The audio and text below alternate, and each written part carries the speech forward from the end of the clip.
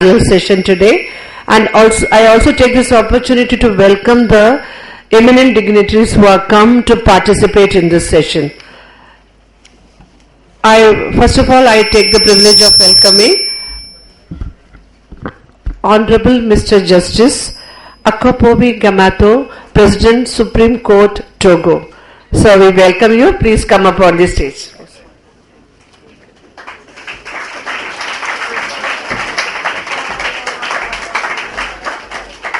He is the chairperson for the session today. I also take this opportunity to welcome Honorable Mr. Justice Terry Ogubi, Judge High Court of Justice, Benin. Please come.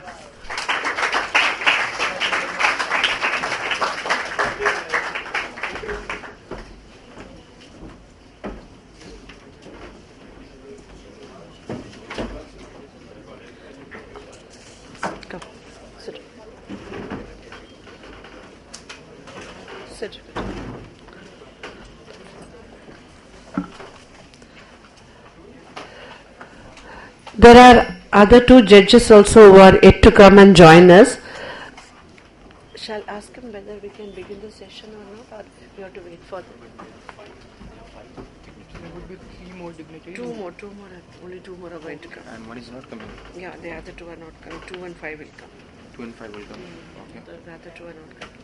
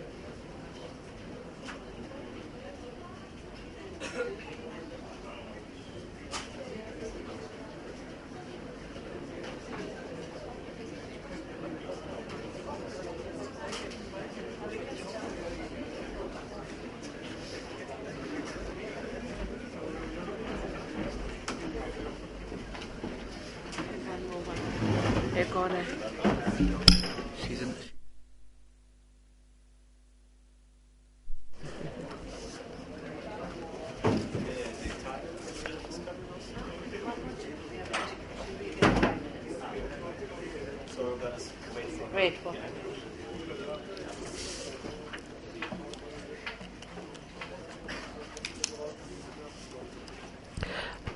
We are also very pleased to welcome Honorable Justice Honorable Mr. Justice Carlos Alexander Bocher, Judge, State Law Court, Sao Paulo, Brazil. We are welcoming you, sir. Thank you very much for being here with us today.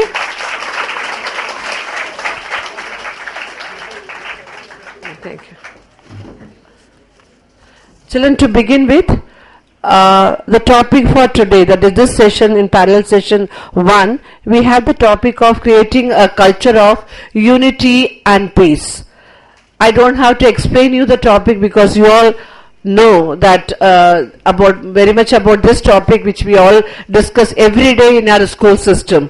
So I don't have to explain you anything about the topic. Okay. So I'll be just talking to you about the subheads also. Before that, I take the privilege of welcoming Honorable Miss Justice Calabria Consueta Grillo, Judge Court of Rego, Italy. Welcome you, ma'am, for being here with us today. So we have here 4 eminent dignitaries on the dais, and they'll be discussing the topic with you all.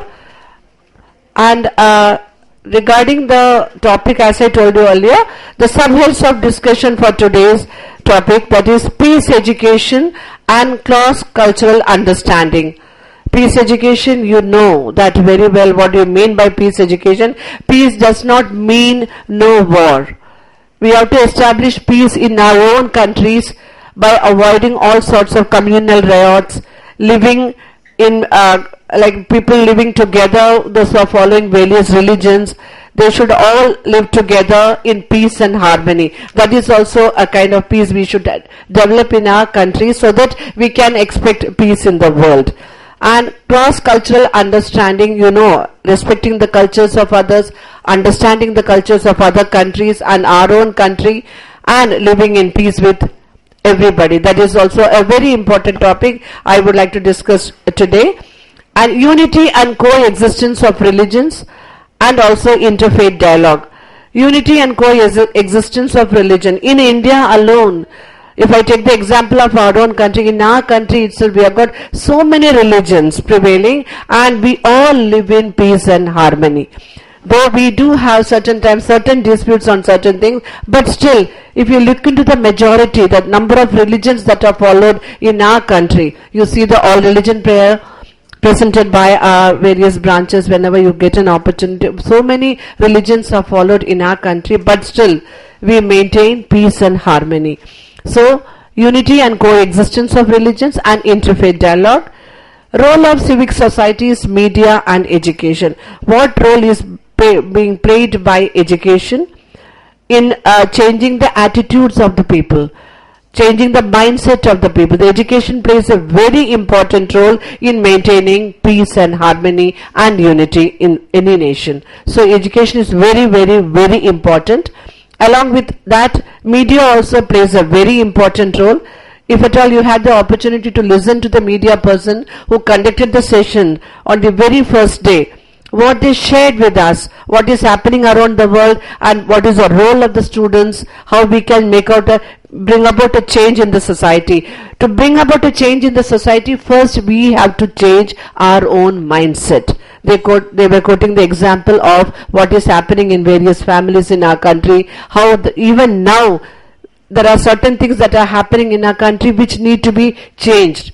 So one of the media person was sharing that in any family, when a newborn is born, and if it is a boy, there is a lot of celebration in the family.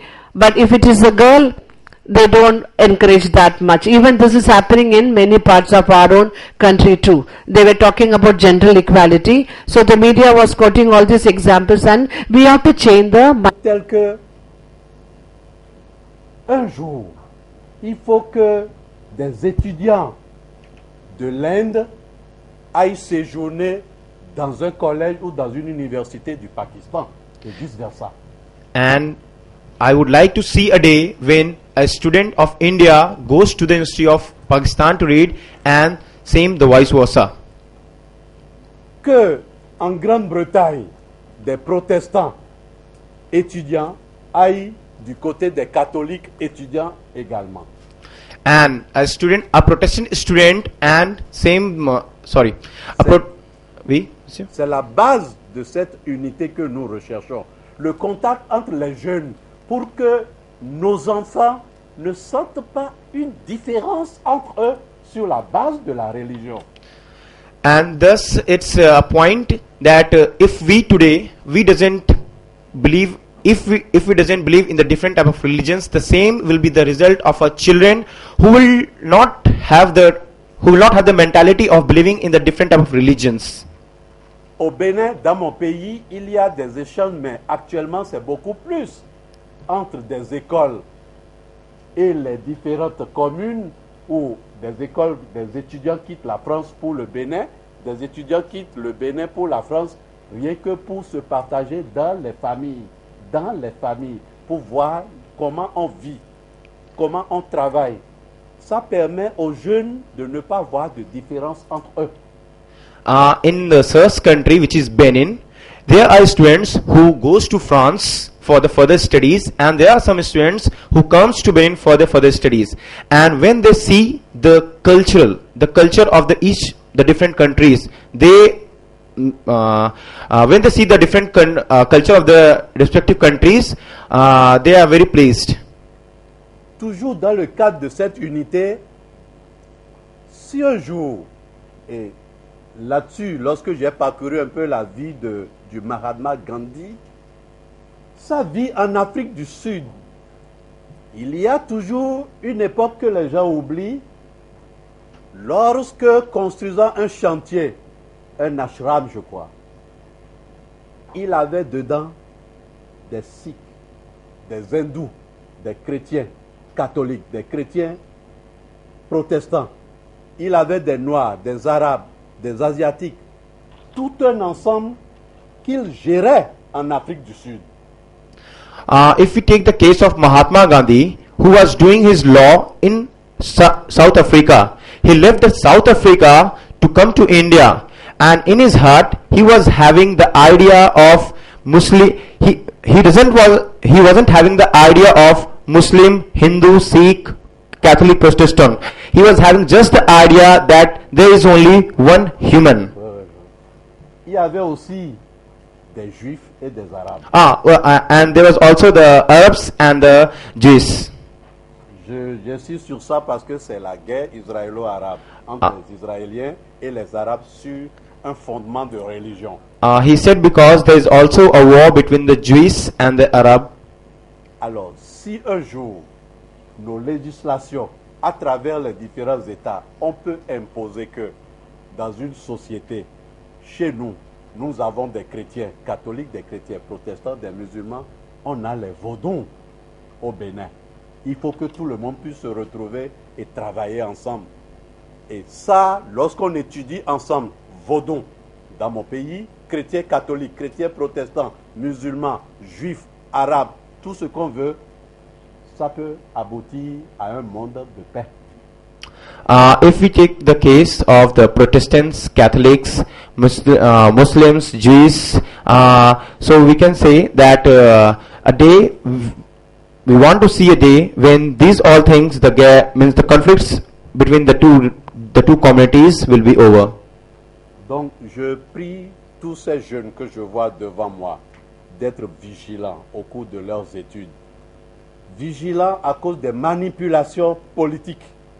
Vigilants à cause des manipulations économiques. Vigilants à cause d'autres manipulations d'argent.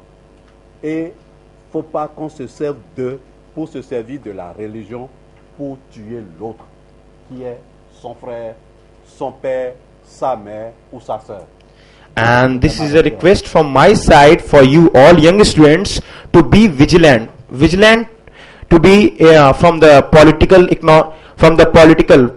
views, because they are the political ideas which gives in our mind that there is religion. This religion is more high than this. So you all students, you are young, you have the capability to think what is good and what is bad, and not to go into the trap of the political ideas or the economic ideas of the country. Thank you. Merci beaucoup. Thank you. Okay. Vous voulez dire quelque chose, monsieur? Nous remercions M. Ogovi. So I would like to thank you, Mr. Thierry Oubey. Il a essentiellement mis l'accent sur ce point. Dieu n'a jamais demandé à personne de haïr son prochain. Toutes les religions prônent l'amour du prochain. I would like to thank Mr. Justice Thierry Ogowe. He rightly pointed out that God. He rightly pointed out that God never told us to kill our neighbor. He always asked us to love one another. So religions were not made to divide people. They, in essence, should unite us all as humans. Dieu, partout, prône l'amour de l'autre. Et l'amour entraîne la tolérance.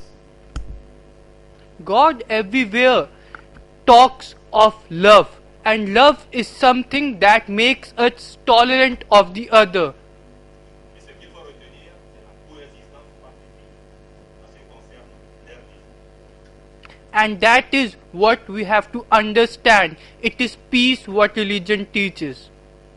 C'est une grande chance pour vous aujourd'hui, pour nos enfants, nos frères, nos sœurs, d'avoir ce message. Ce message d'amour et de paix. It is a big lesson for all of us to learn today. The lesson, the message of peace and love. Le souhait, c'est de cultiver ces valeurs-là. it is important that we cultivate these understanding, these values, we inculcate these values in us. Vous serez les acteurs de paix à cette condition. Under these conditions, we would be the agents of change, a change for better. We would be the agents for peace. Bien, comme nous avons 4 sujets de discussion, je vais rapidement demander à mes collègues ici présents s'ils ont un mot à placer et très rapidement. Je ne sais pas s'il faut donner l'autorisation aux élèves de poser des questions. Éventuellement, nous avons 1h30 pour les 4 sujets. C'est à la fin. D'accord, ok, merci. Ok, merci. Now, as we have 4 topics of discussion, I would like to move the debate to our next speaker. Who will? It would.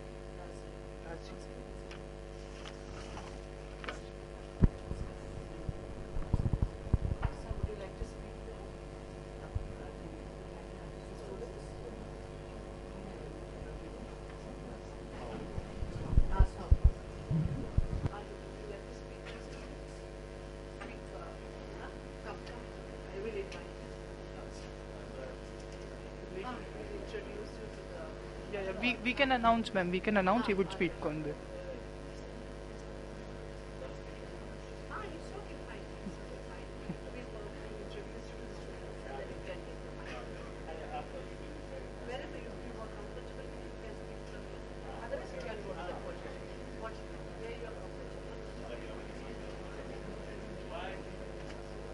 Ma'am, you will do it. He's, I think, more comfortable.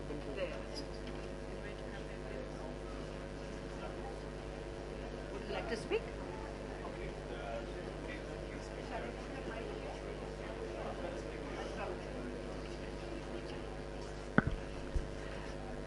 Thank you, sir. Now we invite Honorable Mr. Justice Carl Alexander, Judge State Law Court, Sao Paulo, Brazil, to come and address the students. Come.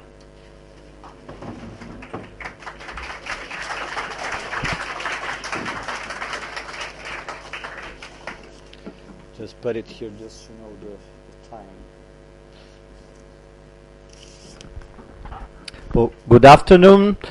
First of all, I'd like to greet all the honorable judges that are here on the table, especially Mr.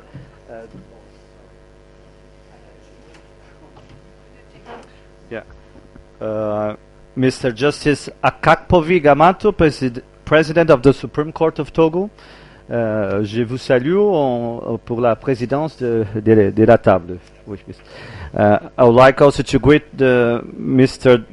Justice Thierry Ogobi from the High Court of Justice in Benin. Oui, je vous salue aussi, monsieur, pour le Benin. Et à la fin, I would like to also to greet the Justice Concetta Grillo from Italy. Benvenuta al tavolo. Well, yeah, okay. So, as you know, I'm come from Brazil, but I'm not going to speak here about football, yeah? We're going to talk about other things, other more important things after the conference. If you want, we can do it. Okay. So, I'm going to talk to you about this coexistence of religions and peace, trying to show you the example of Brazil. That is, what it happens in Brazil, showing Brazil as an example of peaceful living of different races, cultures, and religions. It's an example that is very important for the world. Yeah? In the world, in the situation that we have a lot of conflicts and wars because of religion. Well, I'm going to talk to you a little bit background of Brazilian history just to make you understand how the land was built. Yeah, maybe you know it from the school. Yeah, but Brazil was discovered in 1500. That is 1500 in the year, by the Portuguese navigator Pedro Álvares Cabral. Yeah, at that time, Portugal was the great power of the world, yeah, because they dominated the art of navigation, and thus they could control great part of the world trade. Yeah. Portuguese have found several new cities along the African coast, from Morocco through Guyana, Angola, or South Africa and Mozambique. Yeah. According to the traditional reports of history, Brazil would have been discovered accidentally. Yeah, when Portuguese looked for finding the way to the Indias, through the Southern Atlantic Ocean, considering that the name Cape of Good Hope in South Africa had already been discovered some years before by another Portuguese navigator, 12 years before, in 1488. So Portugal aimed to be able to trade spices from India to Europe directly, of course, in order to have more profits from it. After that, Portugal also set up some settlements in Asia, such as Goa here in India, Macau in China, and Portugal also reached Japan and Indonesia. Well, and what was the native population and the original religion of Brazil? The native population of Brazil was called the Indios. Why Indios? Because of Indian. Because Portuguese thought they had already found a way to the Indies. When they got to the Brazilian coast, they saw that population, and they started calling them Indios because they thought at first they had reached here. And what was their original religion? The original religion, like many other Native American, was a kind of animism, we call. Animism, it comes from anima. Anima means soul in Latin language. Why so? Because they believed in the powers of Mother Nature and other spirits and deities. Animism denotes the belief in spirits that reside in every part of nature, mountains, river, plants, animals. And also every natural phenomenon, like thunder, lightning, is associated with such spirits. That's why they used to conceive life. Well, trade was the main goal of the Portuguese, by settling in the new discovered lands in America. However, a secondary goal was to bring their religion, Christianity, to the Indians. So this process is known as catechization. The Jesuits, that belonged to a Christian order, started teaching the Indians the principles and doctrine of the Catholic Church, mainly the belief in only one God, because, as you might know, it's a monotheistic religion. Meanwhile, during these centuries, a lot of Portuguese immigrated to the new land Brazil, contributing to the spread of the Catholic faith all along the country. So, besides these two contributions, that I spoke, the original Indians, the Christianity that came from Europe, we had also another contribution in forming the Brazilian people, the Brazilian faith. It was the African contribution. A lot of African people were brought to Brazil to work as slaves. Something that is unthinkable nowadays. And these Africans, they had their own polytheistic religion. It's very similar to those ones for the native Brazilians, but with other principles. These religions was known also as Umbanda and Candomblé, and they are still alive in many areas of Brazil, mostly in northeast, in where the Bahia state. At that time, slavery existed because the main aim of the Portuguese was exploiting Brazilian natural resources. Wood at first, it was the pau-brasil, then sugarcane plantation, and afterwards gold and precious stones. Brazilian has got its independence from Portugal in 1822. That is almost 200 years ago. And it was the only country in America to have a monarchy system that existed until 1889, when Republic was proclaimed. During monarchy, it was a period of almost 70 years, the state had an official religion, that was the Catholicism. Yeah. But after the Constitution of the Republic, the first one, in 1891, Catholicism was not the official religion anymore in Brazil. And Brazil got to be a secular state. That is, a state officially neutral in matters of religion. And it keeps until today. And what's the situation nowadays in Brazil? Brazilian people was built of the mixing of these three elements: original cultures and religions, native Indians, Europeans and Africans. As we have seen, each one had his own original beliefs.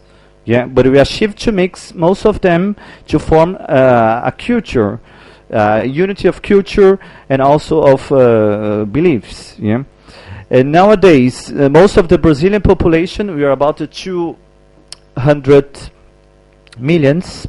It's the same population as the Uttar Pradesh state here. I've learned it some days ago. It's the same population, but among this population we have 87% of Christians. Yeah.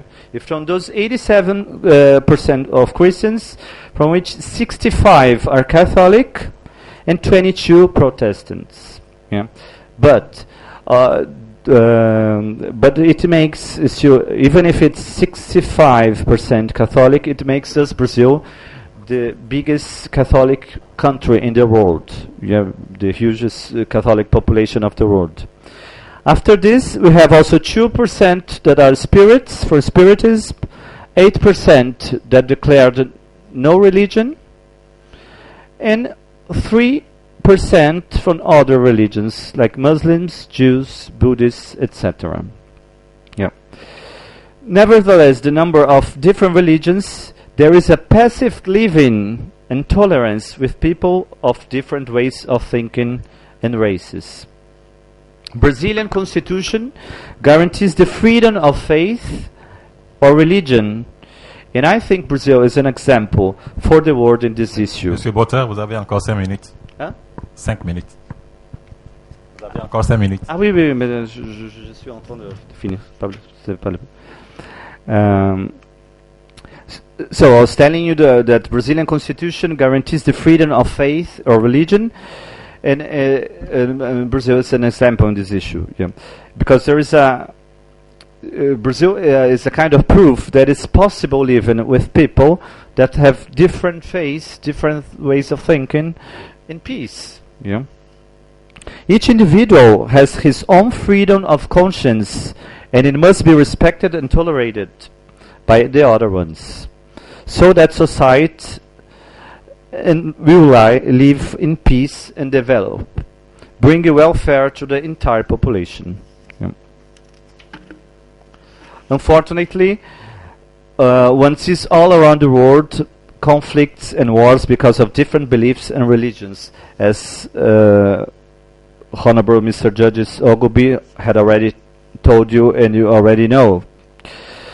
This situation must change, and that's why it's very important the whole of education, and education of peace, and that's why we're here discussing all these days, making this conference, and you're also here to hear it again, to reflect, and until you understand it well. As you might know, the Charter of UNESCO of 1945 stipulates that since wars begin in the minds of men, it's in the minds of men that defenses of peace must be constituted. Peace education has thus a fundamental role in this process, but by teaching universal values concerning human rights, moral values of tolerance, respect, and understanding other cultures and religions, in order to avoid conflicts, violence, and wars. Yeah.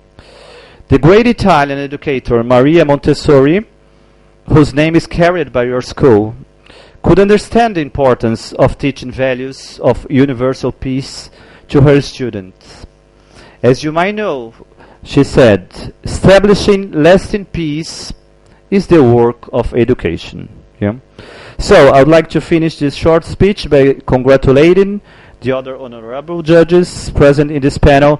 I would like also to thank all the students for the interest and the audience, wishing you a very happy and useful future in behalf of helping to spread the culture of peace, not just in India, but all around the world.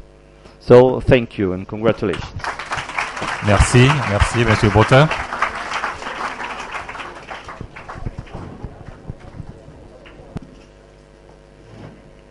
Thank you, sir.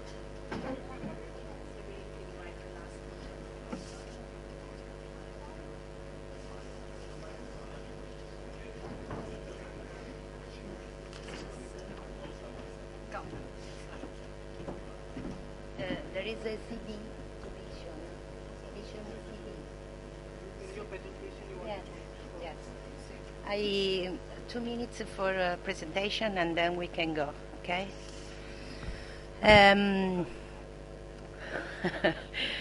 Thank you very much for this invited me to the conference, and I thanks judge of the Court of Justice Benin, Justice to Togo and Justice to Brazil, and thanks to the teacher and the organization, the 16th conference, and above all your students.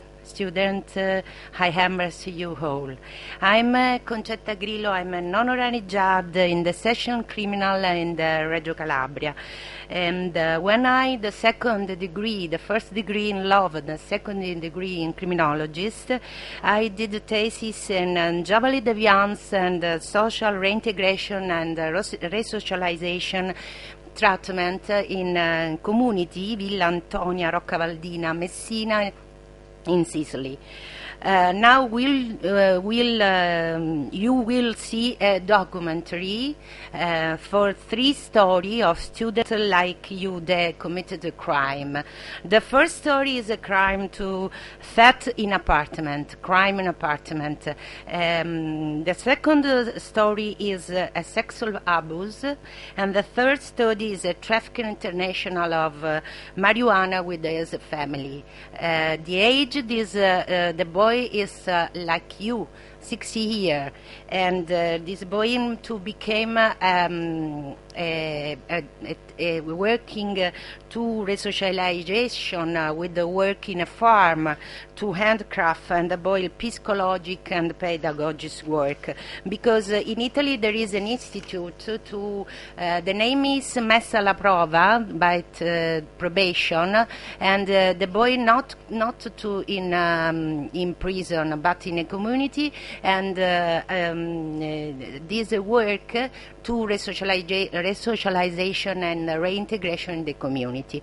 Thank you. You view the documentary. Thanks.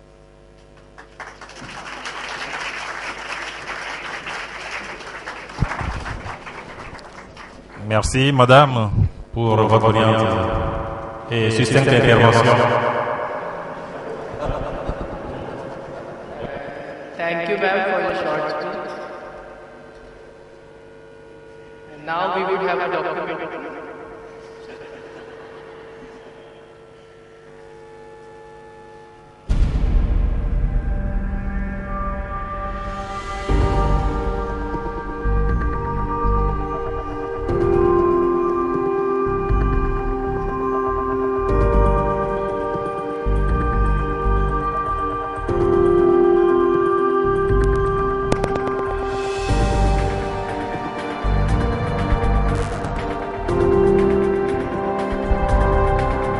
Children, we are going to watch 3 stories just now, and what had happened in an apartment in Italy. What she's going to show you that.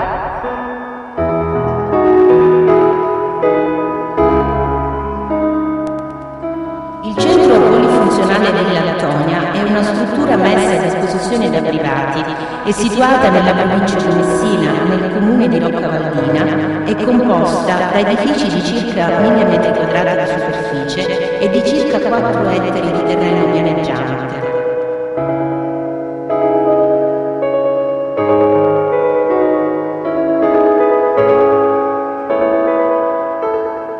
progetto globale della cooperativa prende avvio dalla consapevolezza, ormai sperimentata positivamente da anni, che la libertà di spazi aperti ha una duplice funzione rispetto al percorso educativo del ragazzo.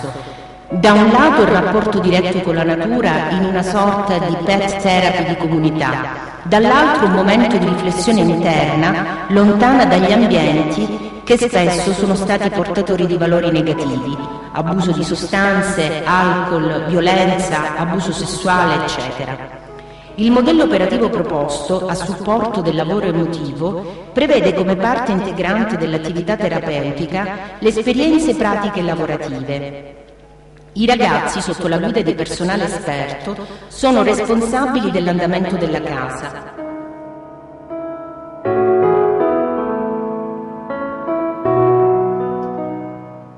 Dei lavori agrozootecnici e dei lavori di restauro di mobili, in quanto si è notato quanto sia importante il lavoro per ancorare i ragazzi al principio della realtà e renderli consapevoli delle proprie capacità e quindi responsabilizzarli. Pertanto grande attenzione viene posta al rispetto dei tempi e degli impegni assunti da un locale. Infatti per l'equipe la persona accolta non è un contenitore vuoto da riempire a piacimento, ma un essere competente che ha bisogno di aiuto per poter riconoscere i suoi reali bisogni e le sue effettive capacità.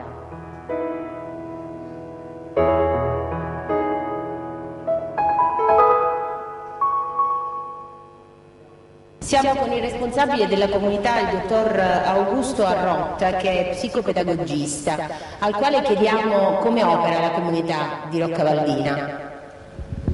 La nostra è una comunità che accoglie all'interno di un gruppo i ragazzi, quindi chiaramente tutta l'accoglienza viene inserita all'interno di un gruppo terapeutico che è molto importante, perché ogni ragazzo si presenta non tanto per il reato, tanto per il bisogno che ha, e prima che il ragazzo si presenti ascolta tutti gli altri ragazzi che ci sono nel gruppo, che gli parleranno di sé, delle nostre esperienze, del rapporto che hanno con noi, con la verità che hanno oggi acquisito, dai valori che hanno e dei principi che rispetto a prima non potevano mettere in atto. Quindi ogni ragazzo viene accolto dallo stesso gruppo che si presenta. Questa è la chiave magica che ci mette in un ingresso di salvezza anche per il ragazzo stesso. Quindi avviene una sorta di elaborazione del reato commesso e poi una risocializzazione anche all'esterno, oltre che una rivalutazione di quella che è la propria persona. Ci spieghi un attimo come avviene questo passaggio all'interno della psiche del minore?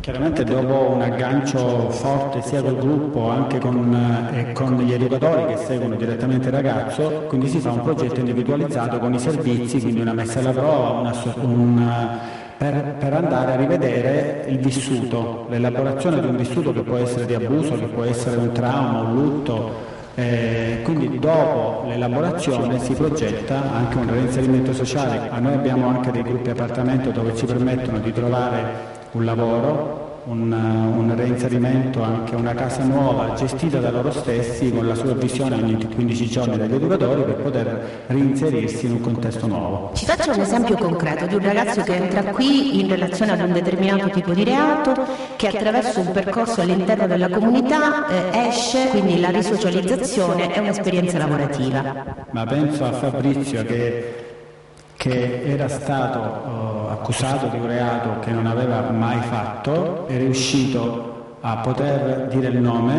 a poter andare contro un sistema familiare, a poter dire la sua e poter risolvere un problema che prima non poteva dire a nessuno. Come si è inserito Fabrizio all'interno della società? Il reato era d'abuso, che lui non aveva manco commesso. Il reinserimento è stato difficile perché tutto il quartiere e tutta la zona non poteva mai accettarlo. Nel tempo lui stesso è riuscito a far pace prima con sé e poi con tutto il quartiere, però è stato aiutato anche da noi e insomma è andato a vivere anche in altri posti oltre il stesso quartiere.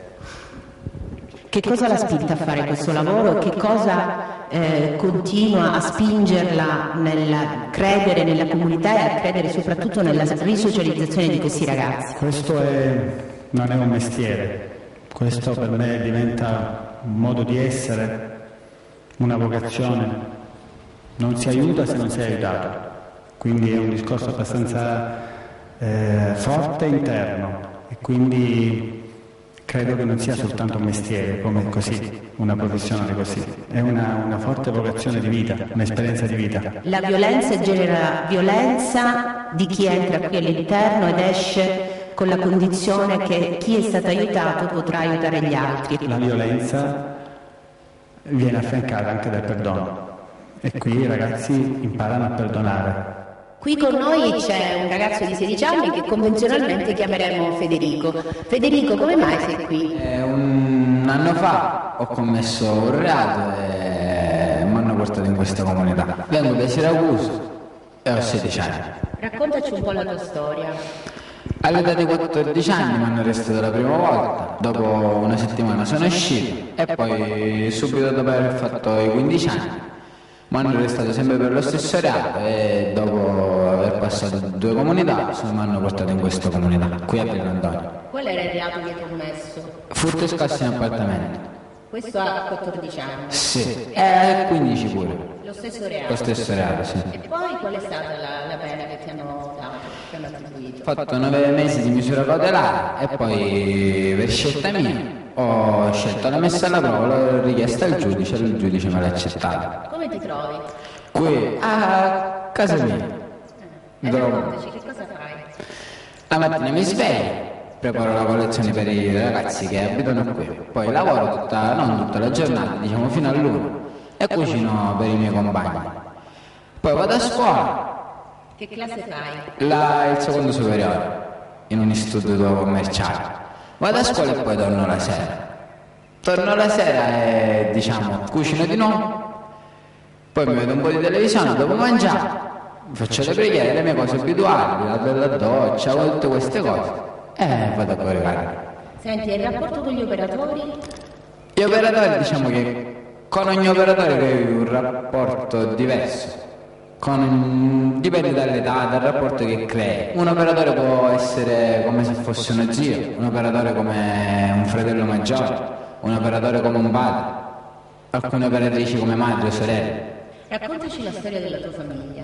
Mio padre fa il preside, mia madre è la cancelliera, ora non stanno più insieme, diciamo. E abbiamo avuto pure noi, come penso tutte le famiglie, dei problemi. Senti, che cos'è che ti ha spinto a commettere questi reati? La solitudine. Diciamo che ci sono momenti in cui una persona si sente tanto sola e si aggrappa ad altre cose, che può essere la droga, la strada, e ne hai bisogno. E i bisogni si devono soddisfare, come una persona ha bisogno di mangiare o di dormire. Quindi questa solitudine ti ha spinto a commettere questi reati? Sì, ogni persona secondo me sceglie proprio quello che fa. Non si dà la colpa agli altri, non si parla di colpa, la responsabilità è mia. Ho scelto io di fare quello che ho fatto. Però non lo rimpiango, perché sono qui e scopro cose che non avrei mai più scoperto. Quali sono queste cose che tu non hai trovato nella tua vita a casa o nella tua vita a Siracusa? Me stesso. Ho scoperto quello che sono, perché non avrei mai pensato di essere così come sono ora. E tu come ti senti adesso? Gioisco nel vedermi così. Ho scoperto che posso aiutare gli altri, ho scoperto che ho dei sentimenti e li devo estrarre. Ho scoperto che sono bravo a fare tante cose, come a cucinare, a fare il pane, parlare con i ragazzi, parlare con gli operatori. Ho scoperto il mio corpo, tutto. Cosa vuoi fare da grande? Diciamo che mi piacerebbe tanto aiutare i ragazzi che sono come me. Il secondo ragazzo convenzionalmente lo chiamiamo Johnny, di 19 anni, di Niscemi in provincia di Caltanissetta. Ciao Johnny. Ciao. Raccontaci un po' della tua storia. Beh, la mia storia inizia quando avevo 17 anni. Là ho fatto l'abuso a mia cugina, aveva 6. Poi è successo che ho fatto del male, che io vendevo anche sostanze, stupefacenti come fumo, erba, su queste cose. Poi ho anche bevuto whisky pesanti e da là ho cominciato a essere un'altra persona, più un mostro, bisogna dire, perché non ce la facevo nemmeno. Facevo se danni, ero una persona molto brutale. Quando sei entrato qua? Il 19 luglio. Del 2010? Sì. E senti, qual è la tua storia prima di questo reato che hai commesso? Che cosa è successo nella tua infanzia? Ma a me mi hanno abusato anche. Chi? Mio cugino. Era più grande di te? Sì, 17 anni. E tu quanti ne avevi? E ne avevo 14. E che cosa è successo? E infatti è successo che eravamo a una festa, eravamo, e lui mi ha detto Gianni, facciamo sesso, ho detto no, non mi va a me. E lui sempre domanda come mi vedesse, disse sì, lo facciamo, con la mia convinzione l'abbiamo fatto. E questa cosa è successa altre volte? Sì, 3 volte, con mio cugino altre volte 2. Poi con altri 2 io sempre fumavo, bevevo, non avevo un tipo di niente. Che queste persone se mi attiravano, che a me mi piacciono anche i maschi, mi piacciono. Senti, adesso come ti trovi qui? Io abbastanza, moltissimo bene, perché qua mi vedono tutti i miei compagni, sono una persona positiva, non negativa, non bevo da 9 mesi, sono una persona che posso cambiare il mio futuro. Quindi sei contento di aver Io fatto contentissimo sono qua questa dentro. esperienza qui all'interno Certo. della comunità? Cosa vuoi fare da grande? Io in campagnolo sono insegnato. Abbiamo un altro ragazzo che convenzionalmente chiamiamo Nino, di 19 anni, di Messina. Allora Nino, ci racconti la tua storia? Io piantavo la marijuana per fare dei soldi, perché avevo problemi di soldi e mi hanno arrestato. Quanti anni avevi? 17. Cosa fai qui? Dopo un po' che sono stato accolto in comunità, ho poi la responsabilità di un settore che restavo, che me la porto avanti, mi piace lavorare. Come ti trovi qui? Benissimo, perché qua sono accolto bene e sto facendo un'altra esperienza, farò lavoro, faccio il servizio civile, un'altra comunità. Senti, i rapporti con la tua famiglia? I rapporti con la mia famiglia non ce l'avevo tanto bene, che con mia mamma non avevo un rapporto di mamma, ma come un'amica. E tuo padre? Mio padre è venuto quando mi hanno arrestato 2 o 3 volte e poi non ci è venuto più. Quindi questa esperienza nella comunità per te è stata importante? Certo, perché mi ha fatto crescere da tanti punti che ero piccolo. E sono contento perché una comunità così bella non l'avevo trovato mai.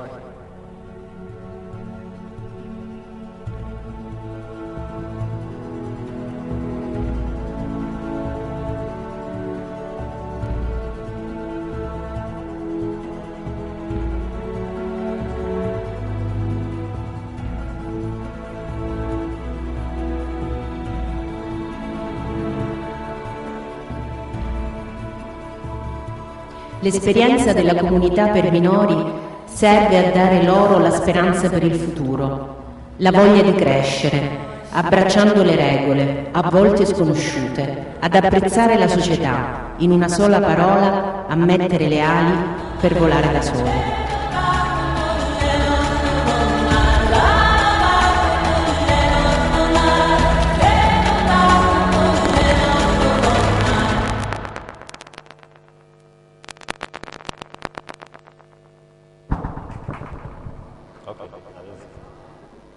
Merci, merci madame.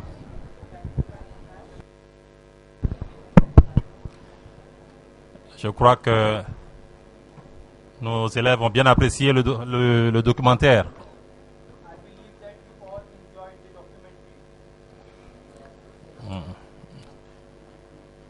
Bien, sans plus tarder, nous allons passer à d'autres sujets.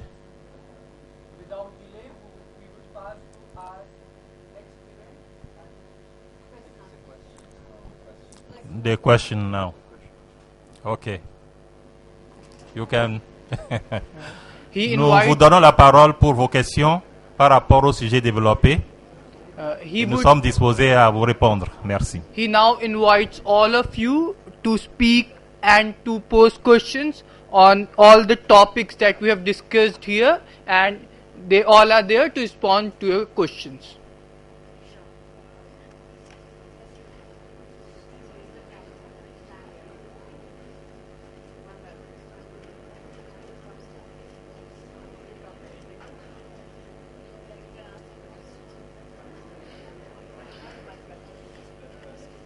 Yeah, you can come here. You can come.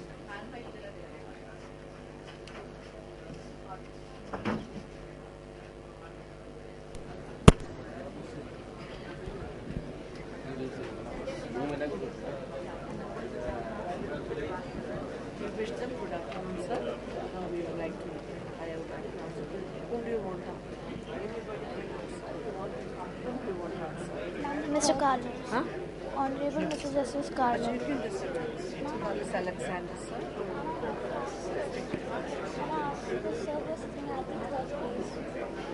Mr. Terry.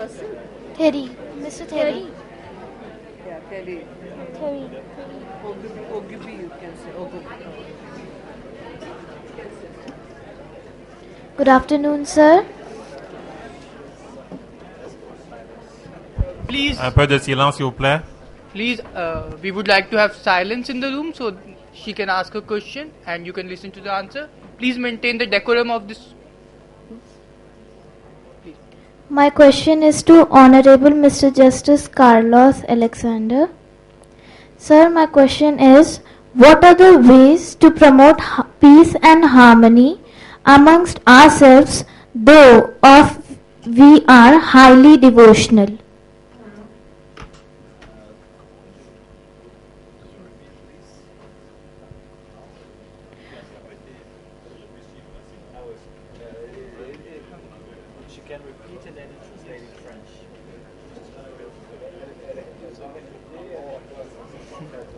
What are the ways to promote peace and harmony amongst ourselves, though we are highly devotional? Elle a posé cette question que nous sommes des Indiens sont très religieux. Comment on peut développer la paix en Inde parce qu'on suit tant de religions. Il y a beaucoup de diversité en ce qui concerne les religions en Inde.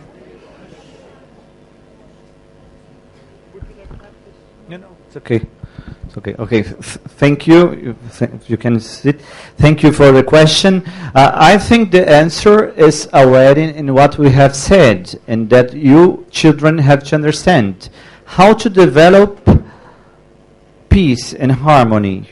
Yeah. Since we have a lot of religions, you just have to understand that the main thought of any religion is love. Yeah. We have, all religions were made to make you understand that you have to love each other. Yeah, you have to treat each other well. Yeah, I haven't said this, but in my exposition. But since the ancient Romans, yeah, you know the Roman civilization, they had a very important law. It was the Roman law that is the basis of many Western countries. Since the Romans, they had some 3 law principles, and these principles were: the first one, to live honestly, that is honeste vivere, alterum non ledere, not to offend other ones, and at least suum cuique tribuere, that is to give each other what it has to be given. So if you have these 3 basic principles that were written a lot of centuries ago. Yeah, I'm talking about almost 2,000 years. Yeah, if you try to apply all these principles and treating each other, yeah, in a peaceful way, a loveful way, in a harmony way, there are no cause for conflicts and wars and things like that. And that's why we're here, because it's very important that you understand all the things is in what we call the peace education. Yeah, because if you don't start this work with you, children, it's very difficult for one who had lived many, many years in a very complicated context, learn it when he's very old. We have to start from the beginning, and the beginning are you. So that's what I think about it. Thank you for the question.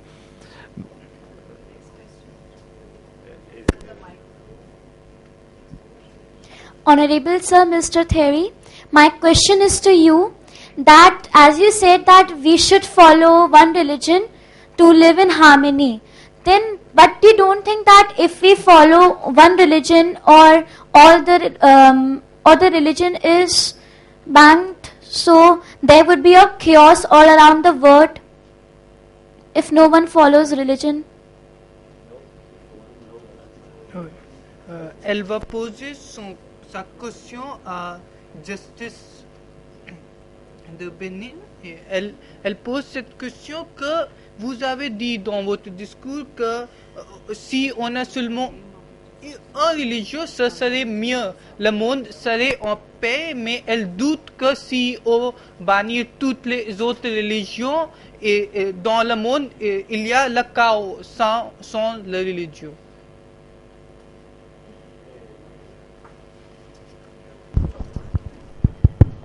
Bon, au fait, elle n'a peut-être pas bien compris ce que j'ai dit. On ne peut pas bannir toutes les religions. C'est comme si on ne peut pas bannir toutes les opinions. Chacun a son opinion. Mais peut-être que je n'ai pas mis l'accent sur le fait que la différence est une richesse. La différence est une richesse. L'autre est différent de moi, je peux apprendre de lui. Je suis différent de lui, il peut apprendre de moi. Allez-y. It seems like that she has rather misunderstood what I had said when I had said that all religions don't have to follow a single religion. In a sense, differences is something good. I talk about that differences of opinion lead to diverse views, and when we have differences, I can learn from you and you can learn from me. So what I had said was in that sense. Est-ce que j'ai répondu? Il faut lui demander. Est-ce qu'elle est contente? If you are satisfied with the response, you understood what was his idea. Et le chairman va compléter. Oh, oui. Oui, je voudrais souligner ceci pour dire que les instruments internationaux, les instruments juridiques internationaux que la plupart de nos pays ont intégrés dans nos constitutions prônent la liberté religieuse. I would like to highlight here that most countries in their constitution recognize the plurality of religions. We accept all religions. Cela veut dire que vous, dans vos maisons déjà, et ici, vous avez cette chance d'apprendre que la tolérance en la matière doit être de règle.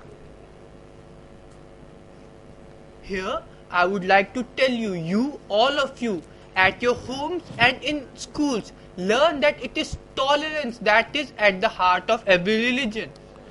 La religion se propose, on ne l'impose pas. Religion is something that you accept. It is not something imposed on you.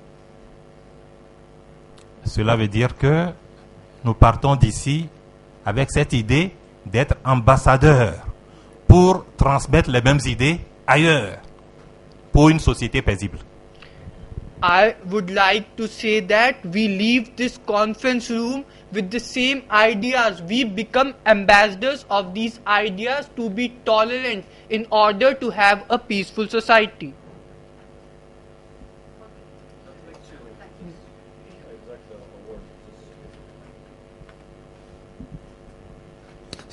So you children, just to make it very, very clear, the most important thing is to know that all human beings are different. Yeah, I like soccer, for instance. You like cricket. Yeah, there are others that like rugby.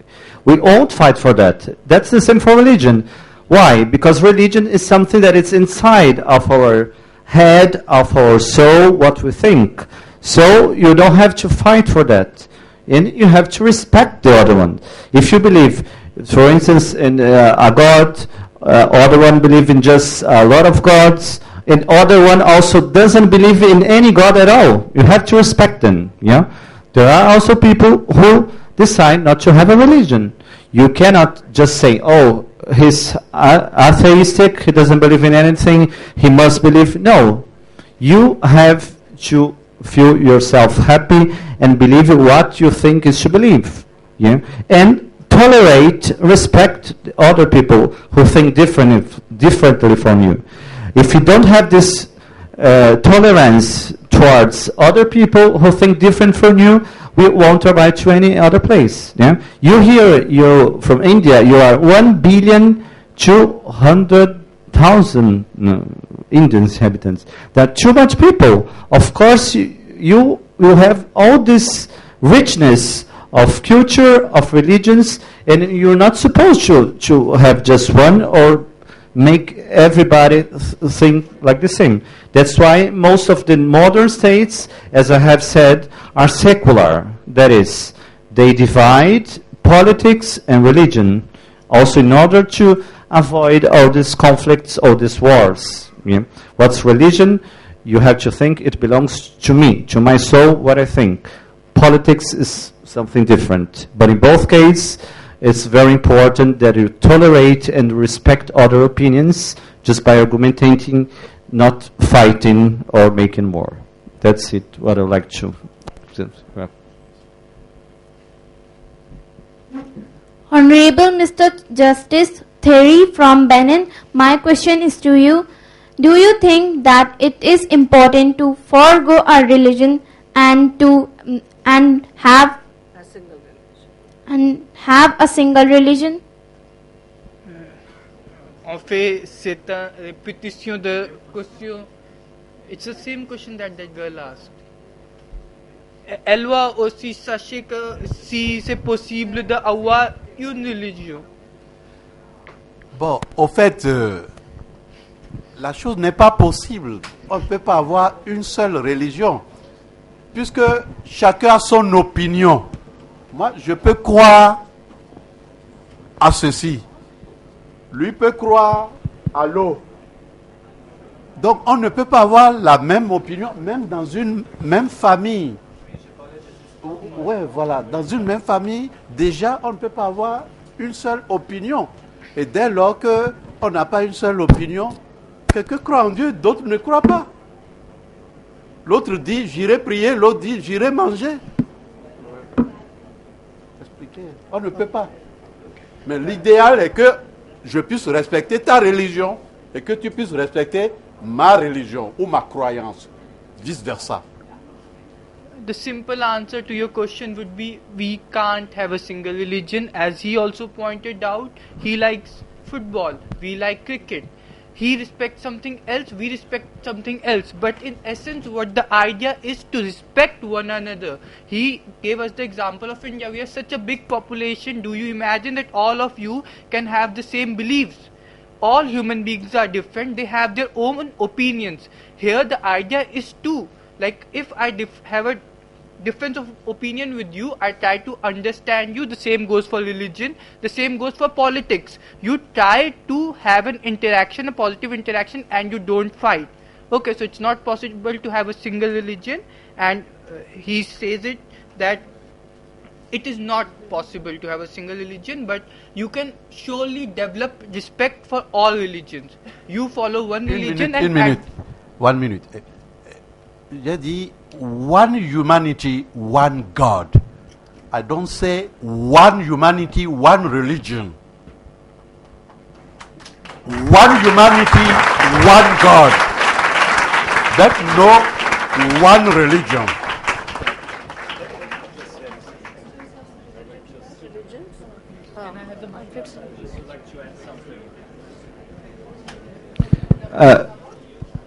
Children, please, just to make it clear and to finish this subject. United Nations Charter guarantees as a fundamental human right the freedom of religion, as the Chief Justice from Togo remembered us. Almost all the constitutions also assign this fundamental right. It's a human right. Freedom of religion, freedom of opinion, freedom of speech. So it belongs to everything. The way you want to think is just your way. You have the freedom to think what you want in behalf of religion, politics, economics, social life, etc. You have this right. That's a fundamental right, human right.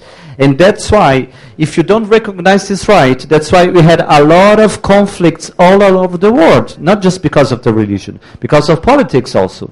Since a few times ago, we had two different currents, by two superpowers of the world, that thought differently politically, and it was cause of a lot of wars, So, what is important is this: you have always to struggle to defend this basic human right, that is the freedom of religion, of speech and opinion, that it's assigned in the United Nations, in the most constitutions of democratic worlds like India and Brazil and many others. So we have to fight for it, but fight in a good sense, that is, to make it effective, And always, and if you understand this fundamental right, that is the freedom of speech, freedom of opinion, you will naturally find yourselves capable of understanding and tolerating the other ones.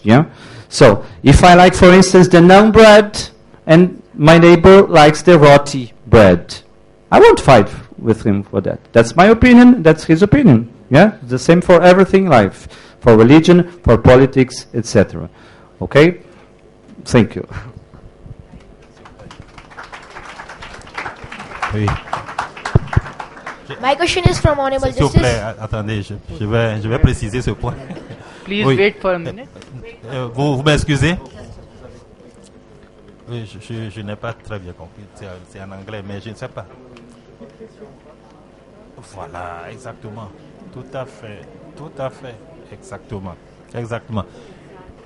Bien, pour ajouter à ce que mes prédécesseurs ont dit, nous n'avons pas peut-être eu le temps de débattre du quatrième sujet qui a trait law courts and religion.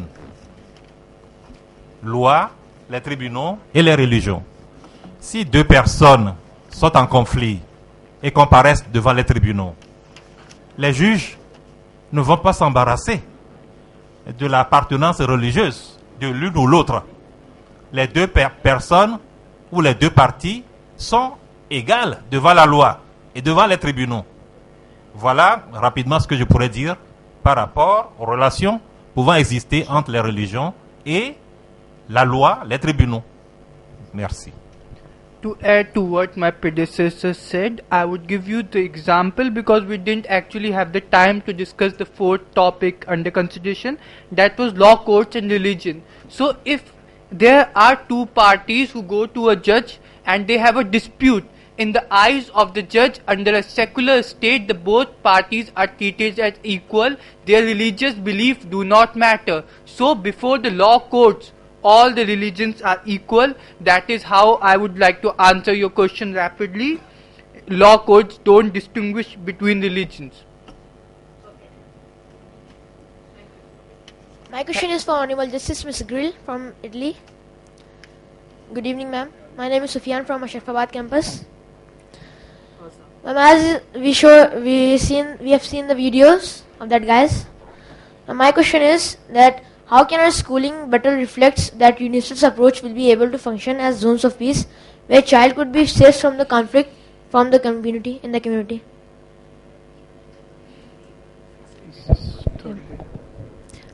How can our schooling better reflect UNICEF's approach that it will be able to function as zones of peace where child could be safe from the conflict in the community?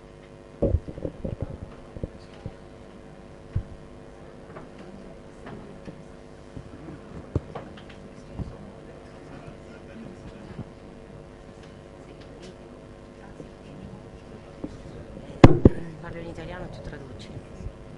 Okay? I speak Italian because it's very difficult for me to speak English.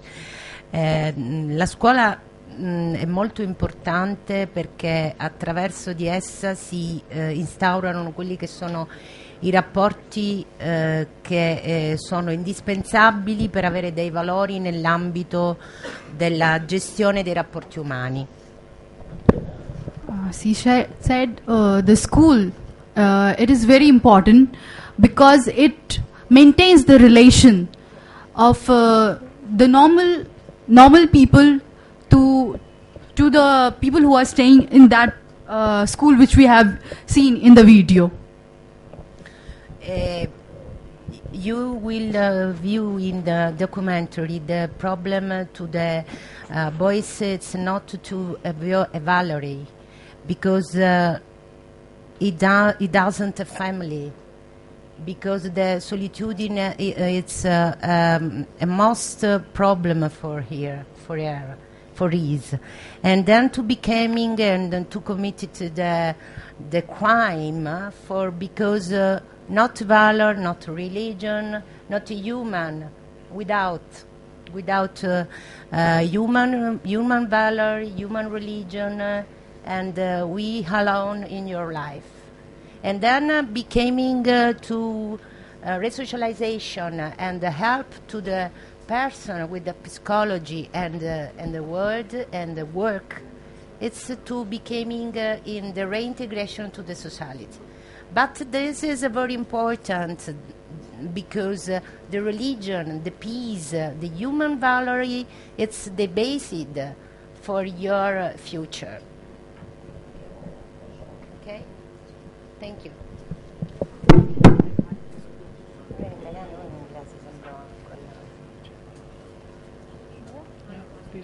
With the permission of the chairperson. So, how do you plan to create uniformity of international law enforcement between the developed and the developing countries? Because most of the laws formed today are by the developed countries. Could you please repeat? Yeah, sure. It's to Monsieur le Président. It can be answered by anybody. It's a general question. It's an open question. Anybody. How do you plan to create uniformity of international law enforcement between the developed and the developing countries when most of the laws framed today are by the developed countries? La question c'est que comment on peut avoir un monde, un gouvernement des lois pour tous les pays qui sont égaux, parce qu'aujourd'hui on voit qu'on vit dans un monde où la plupart des lois internationales sont fabriquées par les pays développés.